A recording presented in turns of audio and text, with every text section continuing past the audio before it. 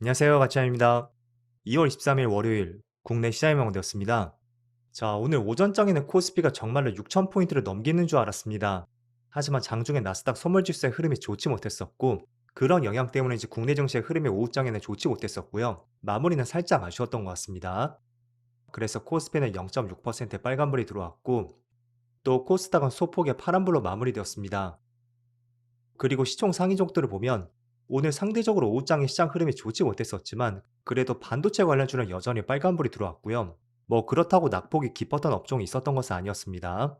그리고 코스닥은 몇 개의 종목들은 빨간불이 강하게 들어왔지만 전체적으로 파란불이 조금 더 크게 들어왔었고 상대적으로 코스피보다는 좋지 못했던 것 같습니다. 그리고 코스피 수급을 보면 거래대금 자체는 여전히 줄지 않았습니다. 오늘 31조 원으로 굉장히 견조했었고요. 다만 외국인의 1조 5천억의 많은 순매도가 났습니다. 때문에 외국인의 순매도가 조금은 신경이 쓰이는 것 같고요. 또 반대로 코스닥은 기관 쪽에서 많은 순매도가 있었습니다. 마이너스 3,600억이었습니다. 그리고 삼성전자, 코스피와 마찬가지로 오늘 외국인의 많은 순매도가 있었고요. 외국인의 1조 원이 넘는 많은 순매도가 났습니다. 그리고 하이닉스는 반대로 기관 쪽에서만 순매도가 있었고요. 또 오랜만에 급등이 나왔던 LG전자. 오늘도 기관과 외국인의 양매수가 들어왔습니다. 확실히 최근에는 기관과 외국인의 수급이 모두 좋은 것 같습니다. 그리고 현대차도 오늘 좋은 흐름이 있었고요. 코스피의 수급과는 다르게 외국인의 많은 순매수가 들어왔습니다. 그럼 이어서 주체별 매매 동향에 대해서 살펴보도록 하겠습니다. 2월 23일 외국인이 가장 많이 매수한 종목은 현대차, 현대로템, 삼성에피스홀딩스, 산일전기, 한미반도체 이렇게 순서대로 매수했고 그리고 기관은 더존비주원, 삼성전자, LG전자, 삼양식품, DB손해보험 이렇게 순서대로 매수했습니다. 이어서 해외 증시로 보겠습니다. 다행히도 지난주 금요일날 미국 증시는 빨간불로 마무리되었습니다. 나스닥은 플러스 0.9%였고요. S&P 500도 0.7%의 빨간불이 들어왔습니다. 그리고 다우지수는 0.4%, 또 반도체는 무려 1%의 좋은 흐름이 있었습니다. 그런데 지금 보시는 것처럼 국내 시장의 흐름은 많이 좋지 않은 것 같아요. 물론 파란불이 큰 폭으로 들어오는 것은 아니지만 전날에 좋았던 미국 증시의 흐름, 그 흐름을 오전장까지만 따라갔었고 그 뒤부터는 계속 반납하는 흐름이 나오고 있습니다. 그리고 아시아 증시를 보면 일본 증시는 휴장이 있고 또 대만 증시는 반대로 1.2% 좋은 흐름이 나오고 있습니다. 그리고 중국 증시도 휴장입니다. 우선은 지난주 금요일날 나스닥이 0.9%의 빨간불이 들어왔고 그 결정적 이유는 트럼프의 관세 정책이 무효 판결을 받았다는 이런 뉴스가 나왔습니다. 그래서 그게 시장에서는 조금은 긍정적으로 해석을 했던 것 같죠. 자, 그렇지만 제가 강조하는 부분이 있습니다. 어떤 정책 발표라든지 또는 중요한 지표가 나왔을 때 이거는 하루 정도 해석의 시간을 거치고 나서 그때 확실한 흐름을 알 수 있다는 말씀을 드린 적이 있습니다. 그래서 결론적으로 전날에 나스닥이 빨간불이 들어왔지만 정말로 트럼프의 관세 정책이 1년이 지나서 무효 판결을 받았고 그게 시장에 긍정적인 역할을 할 수가 있는지 그건 오늘 시장의 흐름이 훨씬 중요할 것 같아요. 그래서 오늘 밤에 미국 증시의 흐름을 살펴보시고요. 또 그리고 주말을 거치면서 국내 시장 쪽으로 여러 가지 해석을 할 수 있는 시간이 충분히 있었습니다. 자, 코스피가 장 초반엔 흐름이 좋았었죠? 하지만 오후장이 되면서 조금은 빠지는 흐름이 나오는 것 같습니다.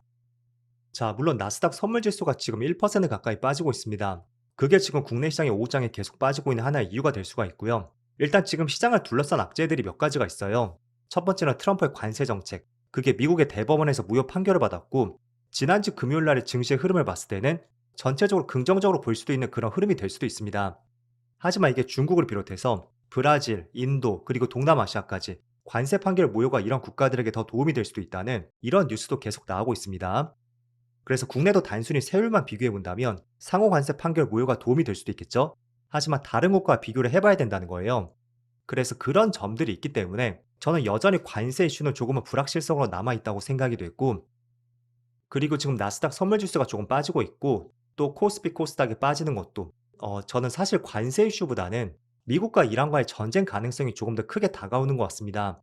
어쨌든 국내 시장이 오전장에 고점을 찍고 나서 오후장까지 계속 빠지고 있습니다. 하지만 이런 구간에 석유 관련 해지주에 좋은 흐름이 있었고 그런 비교되는 흐름을 봤을 때 지금 시장이 오후장이 되면서 빠지는 것은 대부분의 포지션을 차지하는 것이 전쟁 리스크가 되지 않을까 저는 그렇게 판단하고 있습니다.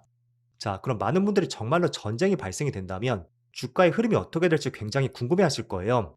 솔직히 작년이었나요? 미국에서 이란의 핵시설 타격이 있었고 또 베네수엘라 마두로 체포 소식까지 이 두 가지는 공통점이 있었습니다. 첫 번째는 주말 사이에 나왔었고요. 또 두 번째는 정말로 몇 시간 안에 종료가 되었다는 거죠. 그래서 주식시장이 반응할 수 있는 그런 시간이 주어지지 않았어요. 하지만 이러한 공격은 조금은 다를 가능성이 있고 실제로 앞선 사건보다는 조금 더 길어질 가능성이 충분히 있습니다. 그래서 이런 경우에 주가의 급락을 우려하는 분들이 많으실 거예요. 하지만 제 개인적인 생각을 말씀드리면 저는 오히려 이런 사건으로 주가의 급락이 나온다면 그 시점은 굉장히 매수하기 좋은 구간이 될 거라고 보고 있습니다. 그래서 혹시나 여러분들 지금 시장 주도주를 놓친 종목이 있다면 뭐 대표적으로 반도체, 로봇, 2차 전지, 또 자동차 등등 수많은 기업들이 있겠죠. 그런데 혹시나 전쟁이 발생이 되면서 시장에 한번 큰 충격이 온다면 그때는 회피보다는 저점 매수할 수 있는 좋은 기회로서 시장을 보시면 좋을 것 같습니다. 일단은 그렇게 생각하는 이유가 몇 가지가 있는데요. 일단은 첫 번째로 지금 국내 주식시장이 너무나 강하다는 거죠. 증시 예탁 자금이 계속 들어오고 있고 조금만 빠지면 매수할 수 있는 그런 대기 자금들이 꾸준히 들어오고 있습니다. 그리고 두 번째는 단순히 정부에서 정책 부양을 한다고 해서 우리가 시장을 긍정적으로 볼 수 있는 것은 아닐 거예요. 그 이면에는 기업들의 실적이 크게 증가하고 있고 반도체 이익 증가가 정말로 크게 나오고 있습니다. 그래서 튼튼한 기업들의 실적, 그리고 정부에서도 시장을 신뢰하고 있고 또 그에 따른 예탁 자금이 계속 들어오고 있습니다. 그래서 이게 하나의 배경이 될 수도 있고요. 또 두 번째는 우리가 과거 자료를 한번 참조할 필요가 있습니다. 일단은 세계 증시의 흐름의 중심이 되는 것은 단연코 미국입니다. 뭐 러시아, 일본, 중국, 수많은 강대국이 있다고 해도 결국은 시장의 방향은 미국이 결정을 합니다. 그럼 과거에 미국이 개입했던 전쟁이 있을 거 아니에요? 그 사건들을 몇 개를 제가 보여드릴게요. 자, 첫 번째로 지난 2001년 당시에 그때 9.11 테러가 있었고요. 테러 직후에 미국에 4일 동안의 휴장이 있었습니다. 지금 보시는 것은 코스피의 주봉 차트이고요. 그 당시가 여기 장대 음봉 하나 있죠. 9월 11일이 화요일이었으니까 그 한 주간의 코스피는 무려 13% 급락이 나왔습니다. 하지만 2주 동안의 저점을 형성하고 나서 그 뒤부터는 오히려 시장이 더 가파르게 상승이 나왔습니다. 물론 그 당시에 여러 가지 정치적인 배경들도 있을 거예요. 그래서 온전히 100% 우리가 대입을 할 수는 없겠지만 그래도 충분히 참조할 수 있는 부분이 있다는 거예요.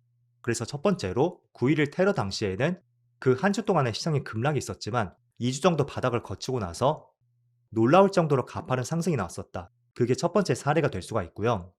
그리고 조금 더 시대를 거슬러 올라가면 자, 2003년 이라크 전쟁이 있었습니다. 전쟁 발생 시점은 2003년 3월 20일이었고요. 여기 최저점 보이죠? 최저점에서 빨간 양봉이 들어왔을 때 월요일이 3월 17일이었고요. 전쟁은 수요일 목요일쯤에 발생이 되었습니다.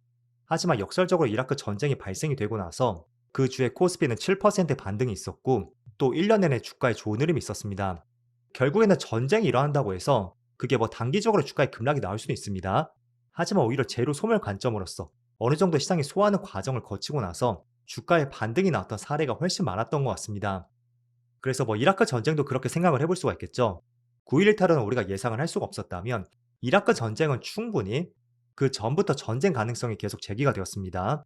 그래서 시장이 먼저 선제적으로 빠졌다면 오히려 전쟁이 발생되고 나서 재료 소멸 관점으로서 주가의 상승이 나왔다고 볼 수가 있습니다. 그때 당시에 뭐 정치적인 상황이라든지 또는 기업들이 처한 여건에 따라서 주가의 흐름이 지금과는 완전히 다를 수가 있을 거예요. 하지만 제가 조금 전에 말씀드렸었죠. 지금 코스피가 아무리 많은 상승이 나왔다고 해도 반도체를 중심으로 기업들의 이익이 계속 증가하고 있고 또 정부에서 계속 시장 활성화를 주문하고 있습니다. 그리고 고객 예탁금도 계속 증가한다는 것은 우리가 이런 이슈는 충분히 조심할 필요는 있지만 지금 가진 비중들을 모두 던짐으로써 시장을 완전히 물러설 수 있는 그런 재료는 아니라고 보고 있습니다. 그래서 전쟁이 일어나지 않는 것이 가장 베스트지만 만에 하나 전쟁이 발생이 된다면 그거는 충분히 우리가 주도주를 조금은 싸게 매수할 수 있는 기회로서 시장을 바라보자는 말씀을 드리겠습니다. 자, 그리고 주말 사이에 반도체에 대한 이슈도 있었습니다. 대신증권은 삼성전자의 목표 주가를 상향 조정했고 기존의 19만 원에서 27만 원까지 지금 제가 알고 있는 것 중에서는 가장 높은 가격인 것 같습니다. 27만 원을 전망했고 또 영업이익 전망치를 200조로 상향 조정했습니다. 정말로 어마어마한 수치인 것 같습니다. 그리고 하이닉스도 마찬가지였죠. 최태원 회장이 직접 AI가 모든 것을 삼키고 있고 영업이익의 100억 달러 돌파 가능성도 제시를 했습니다. 그럼 지금 하나 가치로 보면 145조 원 정도? 그 정도 될 거라고 전망이 됩니다. 그래서 국내 대표 기업들, 코스피를 지탱하는 반도체 기업들의 실적은 여전히 견조하고요. 그런 점들을 조금은 비춰서 본다면 뭐 최근에 단기적인 상승에 따른 약간의 피로 매물은 나올 수도 있습니다. 하지만 지금은 기업들의 이익이 꺾이는 구간은 아니잖아요. 때문에 여전히 자신감을 갖고 시장을 바라보자는 말씀드리겠습니다. 물론 조금 전 재료들이 조금은 단기적인 노이즈는 될 수 있습니다. 그래서 단기적인 흐름과 중기적인 흐름, 이런 것들은 조금은 구분해서 시장을 보시면 좋을 것 같아요. 자, 그럼 지금 나스닥 선물 지수가 조금 빠지고 있는데 다시 반등이 나와서 시장의 안정을 찾기를 한번 바라보겠습니다. 그럼 이번 한 주도 힘내서 화이팅 하시고요. 저는 내일 영상에서 다시 찾아뵙도록 하겠습니다. 모두 즐거운 저녁 되세요. 감사합니다.